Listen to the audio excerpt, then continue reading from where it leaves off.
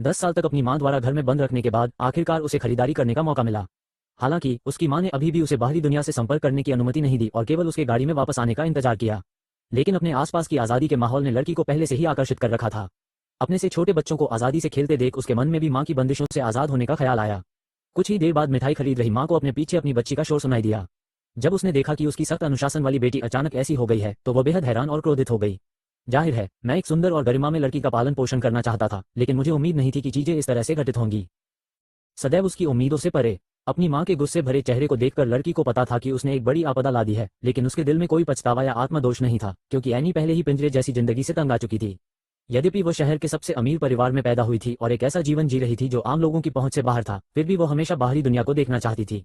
वो चाहती थी कि उसके अपने दोस्त हों और उसका एक नाम हो जिसे हर समय न पुकारा जाए, लेकिन उसके पिता ने पहले ही उसके जीवन को सभी तरह के शिष्टाचार से नियंत्रित कर दिया था और उसकी मां ने कोर्सेट के साथ उसकी स्वतंत्रता को सीमित कर दिया था। दिन में 3 बार भोजन के अलावा उसका जीवन केवल पियानो बजाने के बारे में था, और ऐसा कुछ जिसे वह स्वीकार या कर नहीं सकती थी। वो सभा का मतलब समझती थी, लेकिन एनी हर दिन केवल बार के बाहर जंगल को देख सकती थी और अज्ञात दुनिया की कल्पना कर सकती थी। लेकिन उसका दृढ़ विश्वास है कि भविष्य में वो अपने पंख फैलाएगी और ऐसे आकाश में उड़ेगी जिसे उसने कभी नहीं देखा।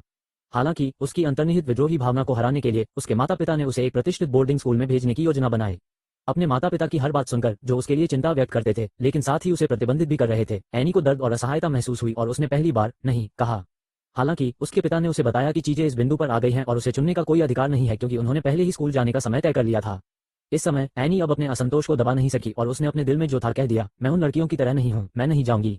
वो विला से बाहर भागा और उस बाड़ पर चढ़ गया जहां से पहले जंगल का नजारा दिखता था। लेकिन जब वो जंगल में अंदर गया तो उसने पाया कि जंगल उतना सुंदर और शानदार नहीं था जितना उसने कल्पना की थी। इसके बजाय ये शांत और विशाल था, अज्ञात उलझनों से भरा हुआ। एनी अपने घर का रास्ता ढूंढना चाहती थी, लेकिन वह अनजाने में ही रास्ता भूल गई।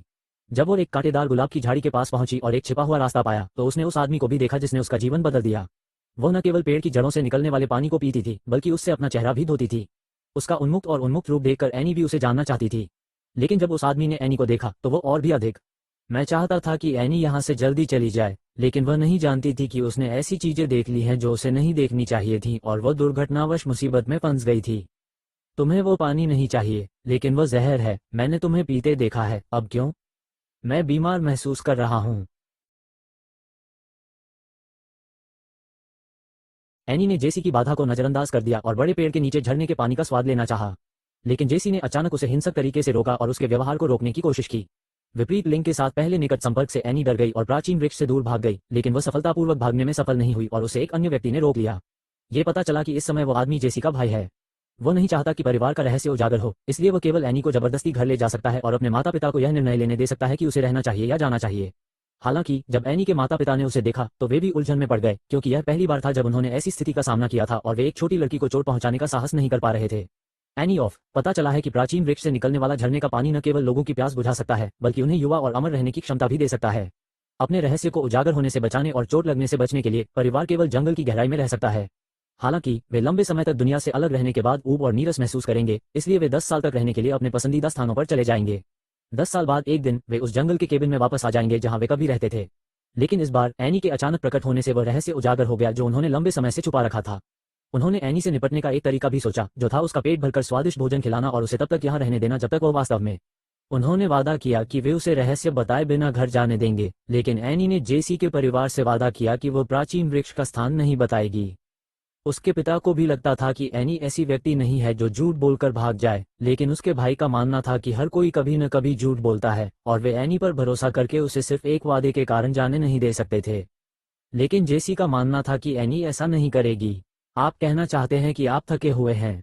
ये सुनिश्चित करने के लिए कि एनी रहस्य न बता दे, उसके माता पिता ने एनी को कुछ और दिनों तक अपने घर रहने देने का निर्णय लिया। लेकिन किसी ने यह नहीं देखा कि इस समय जेसी की आंखें अनजाने में हमेशा एनी को देखती रहती थीं, जैसे कि वह एनी को पहली बार देखकर भावुक हो गई थी। दूसरी तरफ एनी की मां अभी भी खिड़की पर अपनी बेटी के लौटने का इंतजार कर रही थी, लेकिन अंधेरी रात और खाली दरवाजा पहले ही संकेत दे चुका था कि एनी का एक्सीडेंट हो गया है। मां घबराकर अपने पति से केवल पुलिस को बुलाने के लिए कह सकती थी और उनसे वादा कर सकती थी कि वे भोर में पहाड़ की तलाशी लेंगे।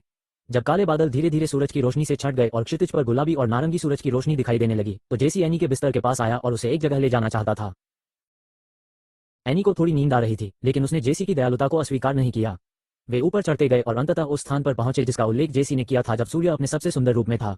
हालांकि फिलहाल ये जगह साधारण लगती है, लेकिन यहाँ का खूबसूरत नजारा ऊपर पहाड़ों में छिपा है। जब एनी दोबारा ऊपर चढ़ी और सबसे ऊंचे स्थान पर पहुंची, भले ही उसकी स्कर्ट गंदी हो गई थी, तब उसे अंततः उस सुंदरता का एहसास हुआ जिसका वर्णन जेसी ने किया था। ये स्थान न केवल अंतहीन दृश्य प्रस्तुत करता है बल्कि मुक्त हवा और पहाड़ों पर हरे भरे जंगल भी प्रदान करता है। इस क्षण उसे संसार के आश्चर्य का एहसास हुआ और प्रकृति की भव्यता का एहसास हुआ। जेसी के साथ भी अनजाने में उसका रिश्ता घनिष्ठ हो गया। वे युवावस्था की स्वतंत्रता का आनंद लेते हुए चावल के खेतों में खुशी खुशी हाथ पकड़कर दौड़ते हैं। वे हिरणों को एक साथ देखते हैं और जीवन का हिस्सा महसूस करते हैं। एनी को स्वतंत्रता और उन्मुक्तता की यह भावना पसंद आती है और वह धीरे धीरे सौम्य और विचारशील जेसी से प्यार करने लगती है जो उसकी सभी इच्छाओं को पूरा करता है। उफनता झरना एक स्वप्निल स्विमिंग पूल की तरह है जो उनके प्यार के बीजों को पोषित करता है और पेड़ों के टूटे हुए तने उनके प्यार के पुल की तरह हैं। अतीत के दमनकारी और संयमित जीवन की तुलना में ये स्थान न केवल उसके अंतहीन आनंद से भरा है बल्कि उस मानवता से भी भरा है जो उसे समझती है। एक दूसरे के साथ जेसी का सुंदर और आकर्षक चेहरा चुपचाप एनी के दिल में टूट गया। एनी की क्यूटनेस और मासूमियत ने भी जेसी को और भी भावुक कर दिया। कैंप फायर के प्रतिबिंब के तहत माहौल बहुत अस्पष्ट हो गया लेकिन उन्होंने फिर भी अपनी भावनाओं को छुपाया। जेसी ने एनी को प्राचीन पेड़ का रहस्य बताया और यह भी बताया कि वह 100 साल से अधिक पुराना है। झरने के पानी ने न केवल उन्हें युवा और अमर रहने की क्षमता दी बल्कि सभी घावों को तुरंत ठीक कर दिया। उसका शरीर लंबे समय से दर्द को भूल गया था। हालांकि इन क्षमताओं ने उसे अमरता दी लेकिन उसके लिए अकेलापन भी लाया जिससे वह कभी छुटकारा नहीं पा सकती थी। यद्यपि उसके पास असीमित समय था लेकिन वह बहुत पहले ही भूल चुकी थी कि इसका आनंद कैसे लिया जाए और उसने लंबे समय से इसका अनुभव नहीं किया था। एनी को प्यार किए जाने की भावना के कारण एक ही समय में आश्चर्य और दुख हुआ। ये रहस्य उसके लिए बहुत ज्यादा था। वो ये भी जानती थी कि उसका और जेसी का कोई भविष्य नहीं है। पलक झपकते ही अलविदा कहने का समय आ गया और जेसी और उसके परिवार के लिए एक अनजान यात्रा पर निकलने का समय आ गया। जाने से पहले जेसी के पिता एनी को झील के बीच में ले गए। एनी से यह पूछने के लिए नहीं कि वह अपना वादा निभाएगी या नहीं बल्कि उसे यह बताने के लिए कि एक बार उसने कोई निर्णय ले लिया तो वह उसे बदल नहीं सकती। मेरे बच्चे, मुझे पता है कि तुम उस प्राचीन वृक्ष का रहस्य अपने पास रखोगे। जब मैं तुम्हें बताना चाहता हूं तो तुम अब समय बीतने का एहसास कर सकते हो। तुम बड़े हो जाओगे, शादी करोगे, बच्चे पैदा करोगे और एक खुशहाल जीवन जियोगे जब तक कि तुम धूल में वापस नहीं लौट जाते। ये प्रकृति का नियम है और सामान्य लोगों के लिए अपेक्षित परिणाम है। आप इसे जीना नहीं कह सकते। हम तो बस चट्टान की तरह हैं जो धारा के किनारे रुकी हुई है। नहीं, कोई भी मनुष्य ऐसा नहीं करता, लेकिन यह इच्छाशक्ति का हिस्सा है। जैसे जन्म लेना, आप जीवित नहीं रह सकते।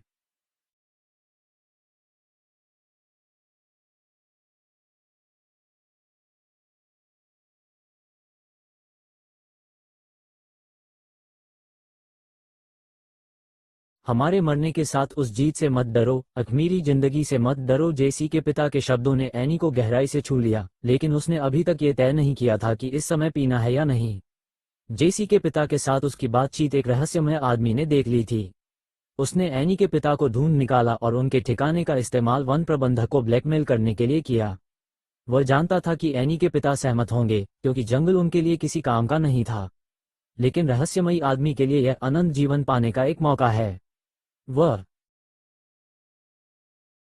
वो अकेले ही जंगल की गहराइयों में आया था और ऐसा लग रहा था कि उसे पूरा विश्वास था कि वह एनी के साथ मिलकर जेसी के परिवार को नियंत्रित कर सकता है।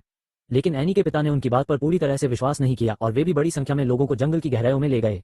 दूसरी ओर जेसी का परिवार जाने के लिए अपना सामान पैक कर रहा था। जेसी इस समय एनी को अलविदा कह रहा था। वो लड़की को अपने सामने छोड़ने के लिए अनिच्छुक था, लेकिन अनंत जीवन उसे उसके साथ रहने की अनुमति नहीं देता था। एक रहस्यमय आदमी की अचानक उपस्थिति ने उनकी अस्पष्टता को बाधित किया। उसने जेसी से उसे प्राचीन वृक्ष का स्थान बताने के लिए कहा।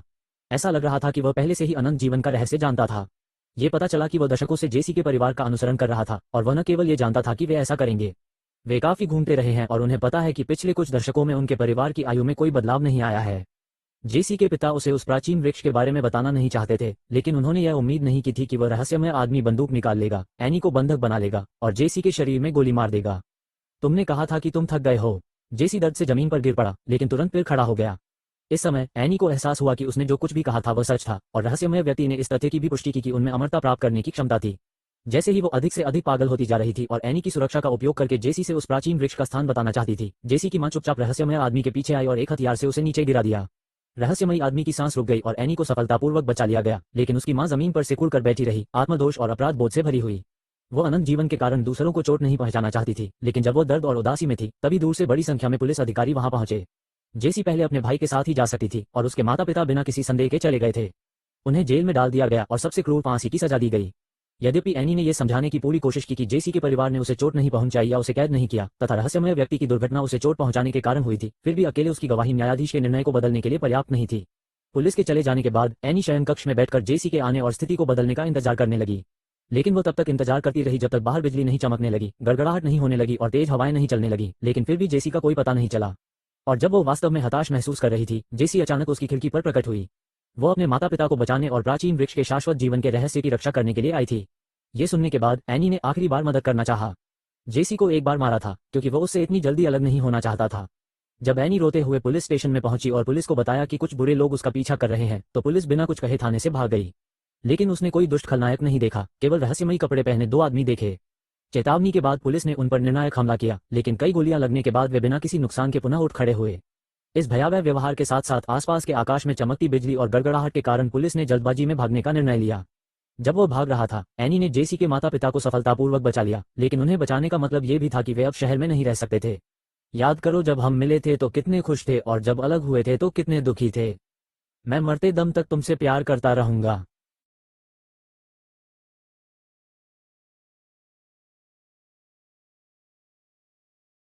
एनी सिर्फ अपने प्रिय को खुद से दूर जाते हुए देख सकती थी।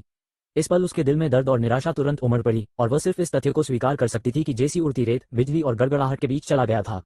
इसके बाद के दिनों में माँ ने उससे माफी मांगी और कहा कि उसे अपनी चेतना का उपयोग करके अपना जीवन नहीं जीना चाहिए था और वह एनी को कभी भी ऐसा कुछ नहीं करने देगी जो उसे पसंद न हो। जीवन बदल गया है, लेकिन एनी बहुत खुश नहीं है। वो हमेशा अकेले ही उस पुराने पेड़ के पास जाती है और अपने हाथों से अनंत जीवन के फव्वारे को महसूस करती है।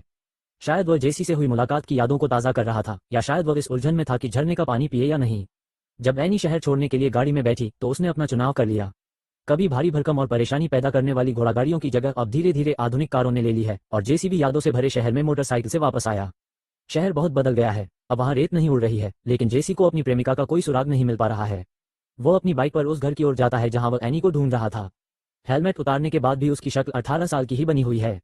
एक छिपे हुए रास्ते से जेसी उस पुराने पेड़ के पास आता है। पुराना पेड़ फूलों से भरा हुआ है, जिसे देखकर लोग, हालांकि फव्वारे के ऊपर एक समाधि का पत्थर भी है जो अनंत जीवन ला सकता है। ये पता चला कि एनी ने शुरू में झरने का पानी नहीं पिया था, लेकिन फिर भी उसने अपनी मृत्यु तक अपना वादा निभाया। ये जेसी के साथ उसकी मुलाकात का प्रारंभिक बिंदु है और जेसी के साथ उसकी कहानी का अंत भी।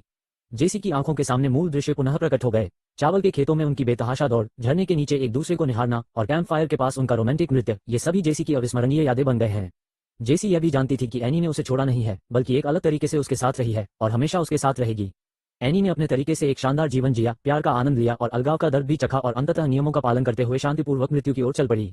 ऐसा सकारात्मक और आशावादी जीवन और इससे मिलने वाला प्रकाश निश्चित रूप से अनंत जीवन के अर्थ से कमतर नहीं है। यद्यपि जीवन अंततः लुप्त हो जाएगा, परंतु सच्चा प्रेम कभी नहीं मरेगा। आपको अपने दिल का प्यार मिल जाए, जो आपका दिल चाहता है।